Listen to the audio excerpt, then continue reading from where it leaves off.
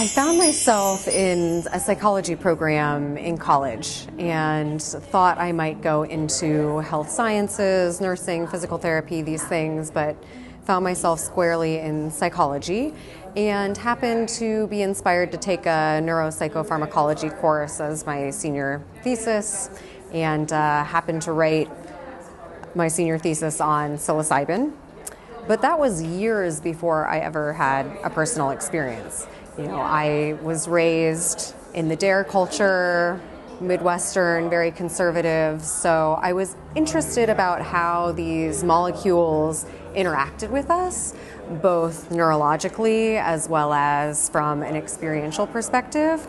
But I was scared to have my consciousness altered in a way that I did not know whether or not I would be in control. So learned a lot about the science, but really moved slow on a personal journey interacting with these things. I've been working with Dr. Bronner's for over 10 years and just am so appreciative of what an incredible group of humans are behind that company. The family still owns and operates the company, and the goal of the company is to be an engine for change in the world. Our CEO, David Bronner, had a transformative psychedelic experience in his young adulthood and has now dedicated his life to supporting the safe reintegration of psychedelics into the community for those who are interested in engaging, learning from, and healing with different psychedelic compounds. And I feel so grateful to live in Portland, where psychedelics are starting to be explored legally and safely. How can we reintegrate these things into our community through the Oregon Psilocybin Services Program, and now looking at putting forward a ballot measure to make naturally occurring psychedelics the lowest law enforcement priority within Portland, establishing a Portland Psychedelics Advisory Commission to be able to take the knowledge from experts in different fields, whether it's public health, psychological counseling, psychedelic use, the indigenous perspective, so on and so forth, to bring all of those learnings, and particularly with a focus of harm reduction, to identify how within our communities we can inform government, we can inform first responders, and we can begin to undo this negative education that the drug war, really espoused to us, that we all integrated. There's a lot of talk in this space of we're hurt in relationships, so we need to heal in relationships. And with psychedelics as an aid, there's great potential.